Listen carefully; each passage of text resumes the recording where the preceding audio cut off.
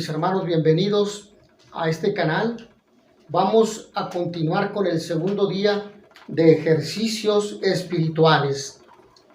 El día de hoy me dirijo a ustedes que me acompañan en la cámara frente a mí y también a ustedes que están a mi mano derecha. Vamos a reflexionar en el tema déjense reconciliar con Dios. Déjense reconciliar con Dios. Jesucristo es quien nos reconcilia con el Padre. Jesucristo, con su nacimiento, con su enseñanza, con su muerte en la cruz, su resurrección, su ascensión y el envío del Espíritu Santo, nos reconcilia con el Padre. Esta realidad pascual, esta realidad de la venida del Señor hasta su Pascua, hasta el envío del Espíritu Santo, se realizan los sacramentos de iniciación cristiana, el bautismo, la primera comunión y la confirmación. Nosotros recibimos esta realidad pascual, esta presencia de esta gracia de Dios que vive en nuestro corazón, en nuestra alma, que nos acerca a Dios. Por eso es la invitación a dejarnos reconciliar con Dios, aceptar, a reconocer a Jesús como nuestro único Salvador, como nuestro Señor, como nuestro Dios, como el camino que nos conduce al Padre, como la verdad que tenemos que conocer y vivir, anunciar, como la vida que tenemos que vivir y disfrutar, valorar, respetar y compartir con los demás también. Entonces, déjense reconciliar con Dios. Es el llamado que San Pablo nos hace en la carta, en su segunda carta a los Corintios, en el capítulo 5, versículo 20, al capítulo 6, versículo 2, que es el texto con el cual vamos a iniciar el día de hoy. Tengo aquí la Sagrada Escritura o la Santa Biblia, que voy a dar lectura en ese capítulo 5, en ese versículo 20, y ahí nos dice San Pablo: nos presentamos pues como embajadores de Cristo, como si Dios mismo les exhortara por nuestra boca. En nombre de Cristo les rogamos, déjense reconciliar con Dios. Déjense reconciliar con Dios. Dios hizo cargar con nuestro pecado al que no cometió pecado, para que así nosotros participáramos en él de la justicia y perfección de Dios. Luego dice en el capítulo 6, versículo 1, vamos a leer el versículo 1 y 2. Muchas gracias para la garganta, muy bien. Somos pues los ayudantes de Dios, y ahora les suplicamos que no hagan inútil la gracia de Dios que han recibido. Dice la Escritura: en el momento fijado te escuché, en el día de la salvación te ayudé. Este es el momento favorable, este es el día de la salvación. Palabra de Dios. Te alabamos, Señor. Bueno, hemos escuchado esta palabra que es bellísima. Es bellísima, nos deja una enseñanza fundamental, ¿sí? Nos presentamos, dice, nos presentamos como embajadores de Cristo.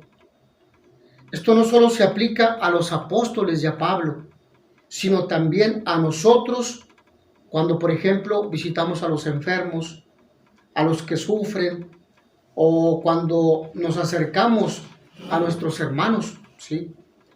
Sobreponiéndonos a nuestras desconfianzas y tratando de establecer un clima de fraternidad, por lo tanto de confianza y de relaciones humanas entre los hombres, aun cuando pues sean personas que están en pecado, y que precisamente están en pecado porque conocen poco a Cristo. Personas que no piensan como nosotros. Al que no cometió pecado también. Es difícil aquí traducir bien las palabras del apóstol. Hizo pecado al que no conocía el pecado. Dice aquí la palabra de Dios. Pues él mantiene aquí el modo hebreo de expresarse en que la misma palabra designaba tanto el pecado como la víctima sobre la cual fue descargado el pecado. Pablo recuerda el misterio de la cruz.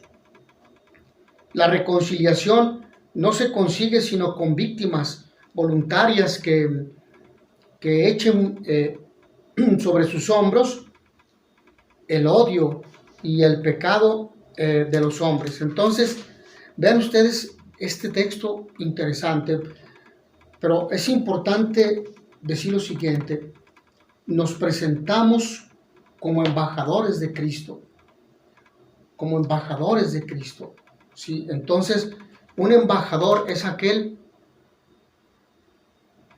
que está en un lugar diverso al suyo, en una tierra, en una nación que no es la suya, pero no a título propio, sino a nombre de aquel, en representación de aquel país. Está representando a aquel país. Diplomática y políticamente así es. Sin embargo, aquí no se trata de ello, aquí es en nombre de Cristo. Estamos en nombre de Cristo. Estamos actuando en persona de Cristo. Estamos haciendo presente a Cristo, anunciando a Cristo. Estamos anunciándoles a Cristo. Él nos ha enviado. No nos ha enviado un país.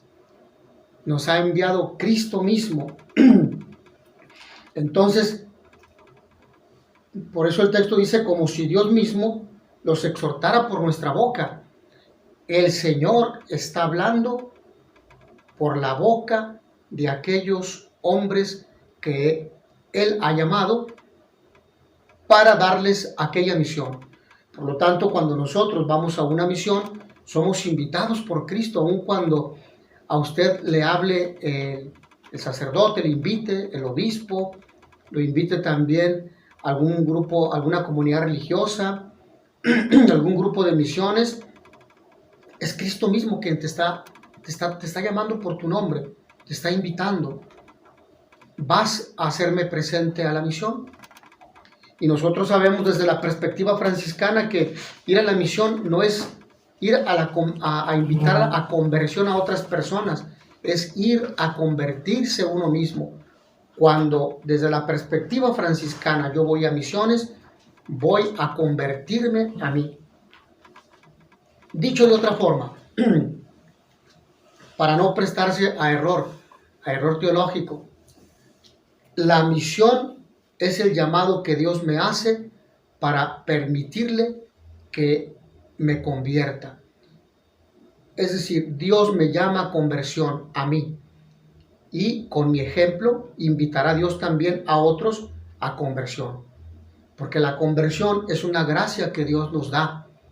Y durante este tiempo de Cuaresma, de manera significativa y de manera privilegiada, Dios nos invita a prepararnos al gran misterio de la Pascua, dejando las actitudes del hombre viejo que hemos venido adquiriendo aún después de que hemos sido convertidos, hombres nuevos por el bautismo, pero que hemos perdido la gracia santificante por el pecado. Entonces Dios nos invita a dejar esas actitudes del hombre viejo, del pecado, las cadenas que nos atan a algún vicio, a algún placer insano, para abrir nuestro corazón a Dios, entregándole nuestros pecados en la confesión. Y los misioneros, los apóstoles, los catequistas, los maestros en la fe, los teólogos, los sacerdotes, las religiosas, los obispos, el Papa, son estos embajadores que nos hablan de parte de Dios, pero la invitación es a que cada uno lo seamos. El que es padre de familia con su esposa, bueno, los esposos uno al otro, y ambos los esposos, los que son papás, con sus hijos, a enseñarles de palabra, pero también con actitud, es decir, con el ejemplo.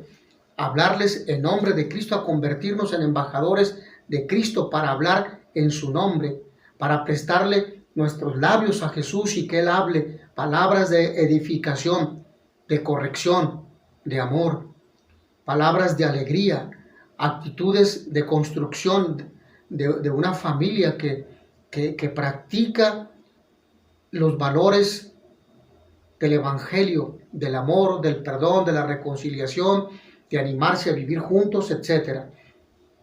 Por eso, en nombre de Dios, y si nosotros hemos sido llamados por Él para anunciarles, para ser sus embajadores, entonces, en nombre de Cristo, y solo en nombre del Señor Jesús, a quien queremos testificar, en nombre de Cristo, les rogamos, no les imponemos, no les exigimos, ¿sí?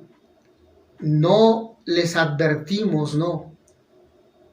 Les rogamos, porque la actitud de la humildad es un rasgo característico del servidor de Cristo, porque no nos anunciamos a nosotros, porque anunciamos al siervo de los siervos, a Jesucristo. Yo estoy entre ustedes como el que sirve. Es la diaconía, el servidor. Y porque nosotros vamos a servir en nombre de Cristo. Entonces, les rogamos en nombre de Cristo, déjense reconciliar con Dios. Déjense reconciliar con Dios. Dios quiere reconciliarnos con Él, con el Padre. Jesucristo nos quiere reconciliar con Él, con el Padre, con los hermanos, con nosotros mismos, para no vivir esta fragmentación, para no vivir con un corazón dividido que quiere servir a Dios, pero que también quiere servir a los placeres de este mundo y con ello pues al maligno. ¿Ven?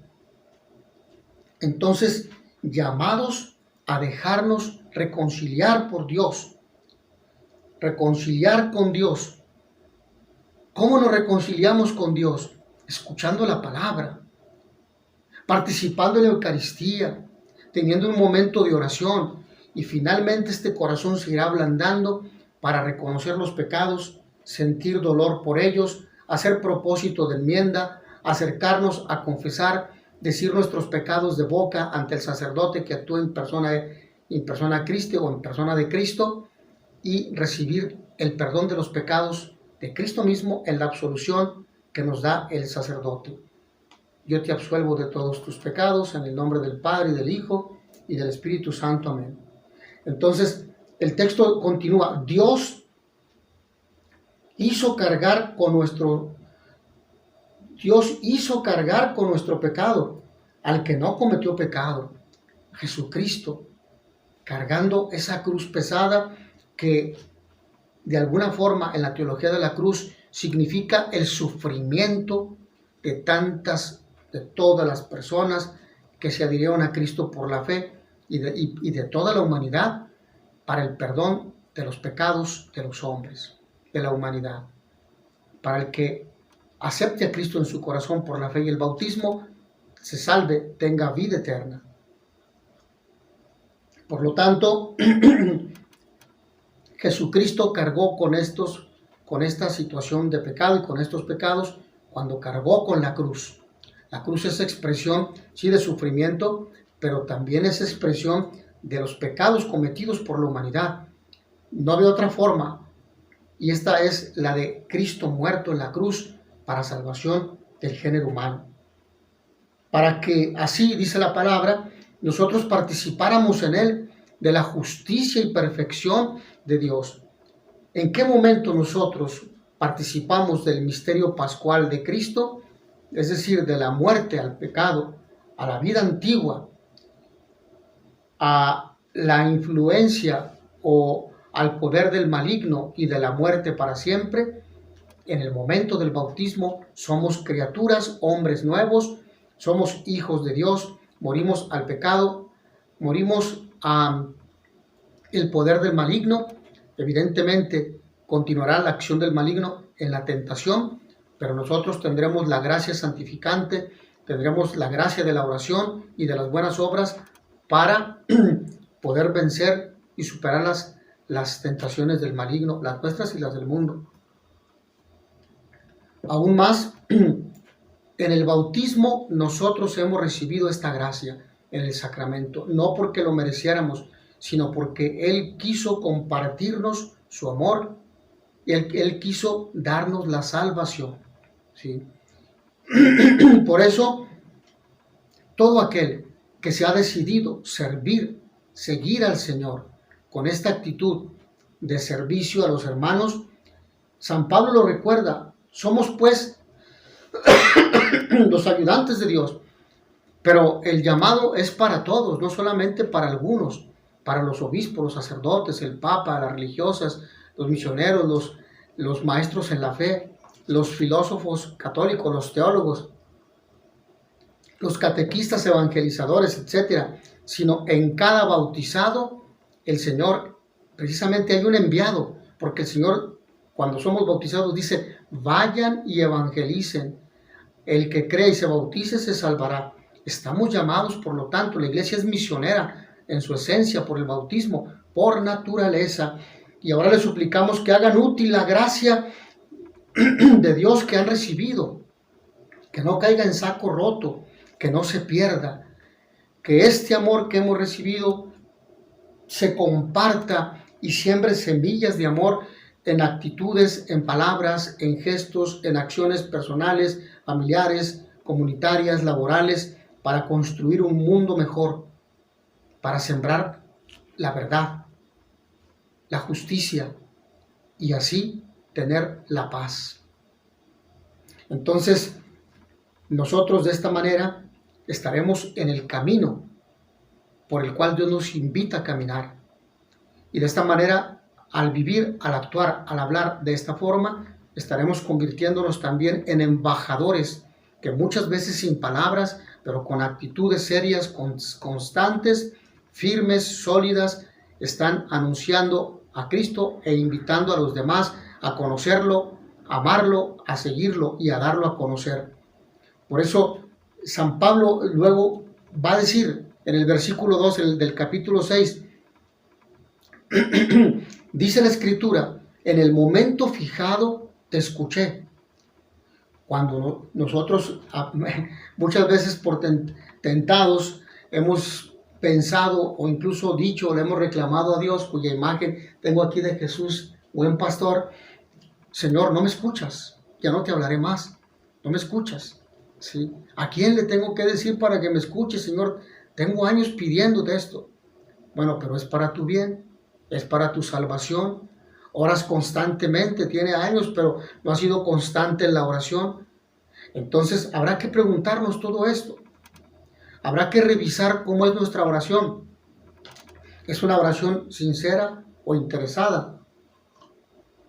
En el momento fijado, dice el Señor, te escuché. Hay gente que dice, Dios no me escucha. En el momento fijado te escuché. Dios nos escucha. Dios escucha la oración. Pero el tiempo de Dios no es el tiempo nuestro. Nosotros quisiéramos muchas veces que lo que le pedimos a Dios lo recibiéramos en base a nuestros intereses, a nuestro criterio, a nuestras necesidades. Pero Dios sabe que tenemos necesidades más profundas y urgentes que es necesario que recibamos primero. Y que para recibir aquello que hemos pedido tiene su momento, porque probablemente no estemos preparados. Y entonces aquello lo perderemos fácilmente, aquella gracia la echaremos en saco roto, pensando que es algo desechable. En el momento fijado te escuché, te he escuchado. En el día de salvación te ayudé. El Señor nos ayuda. El Señor viene a nuestro encuentro. Es el grito desesperado de la humanidad, del pueblo de Israel que estaba en la opresión y que Dios lo escuchó, le mandó a Moisés. Y que Dios nos ha enviado a nuevo Moisés en Jesús y que Dios enviará continuamente a su pueblo. Él mismo vendrá a visitarnos viene en la Eucaristía, en su palabra, en los sacramentos, y Él mismo lo hará en personas que enviará para seguir continuando su salvación. ¿Sí?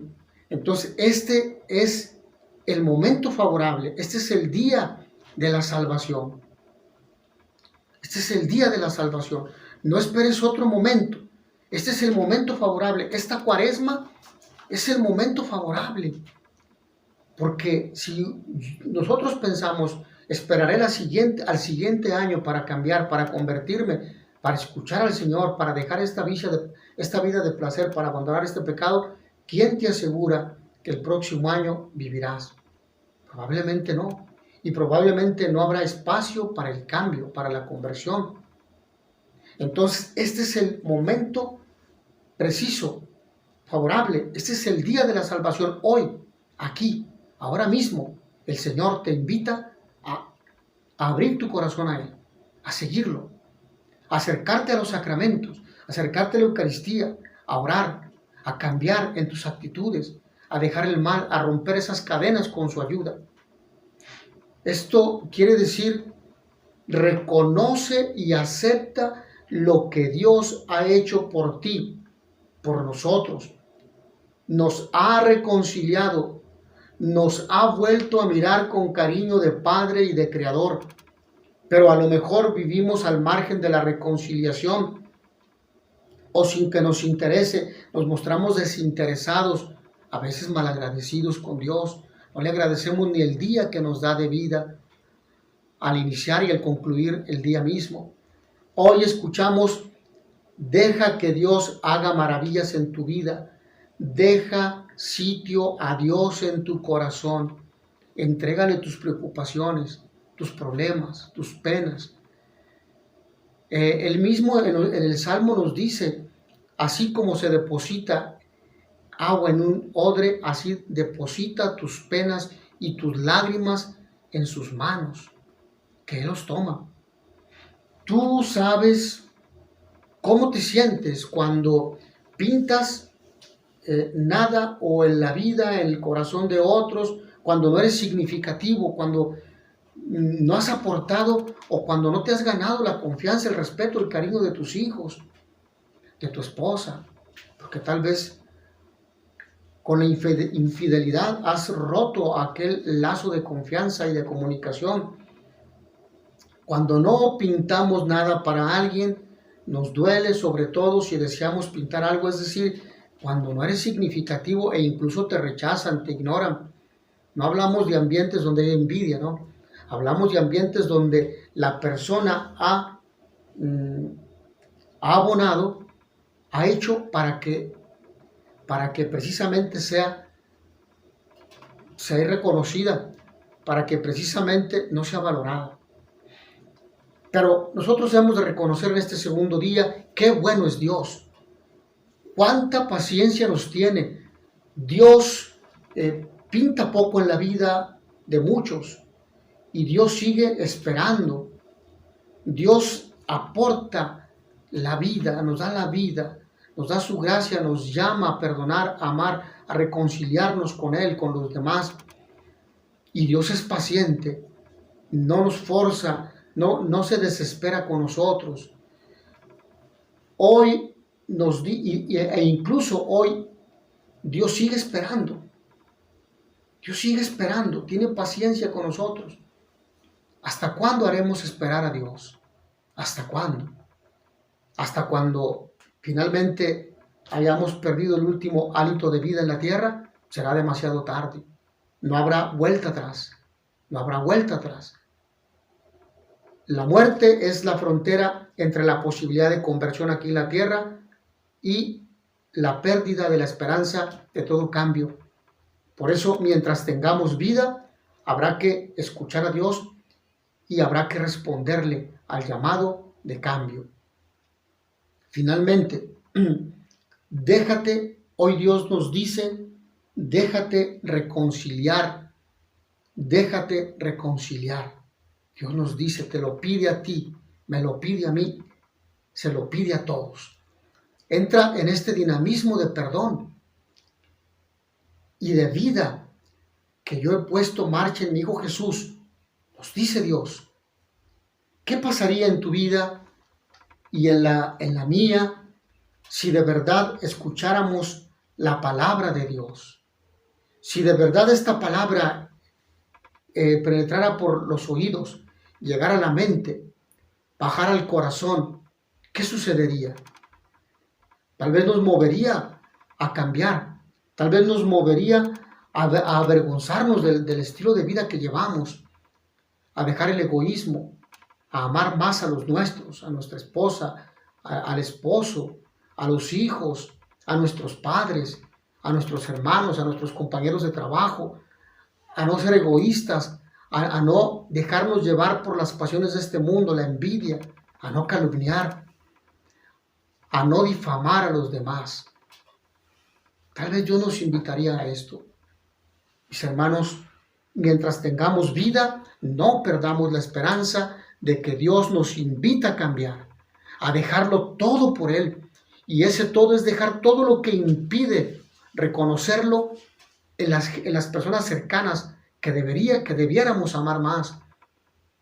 Aquellos tuyos, aquellos que están a un lado, aquellos con los que compartes en los diferentes espacios de la familia, de la casa, del barrio, de la comunidad parroquial, de las comunidades, de tu comunidad religiosa, de tu parroquia, de tu diócesis, de tus ambientes laborales, donde podemos hacer presente a Cristo, el Dios de la vida, el Dios del amor, el Dios del perdón, de la reconciliación, de la justicia, de la verdad y de la paz. Mis hermanos, con esto concluimos el segundo día de ejercicios espirituales en el cual hemos meditado, déjense reconciliar con Dios. A partir de este texto bello de la segunda carta de San Pablo a los Corintios, en el capítulo 5, versículos 20 al capítulo 6, versículo 2. Que a todos, nos vemos el día de mañana, sí, el día de mañana. A todos ustedes el Señor los bendiga y les dé la paz.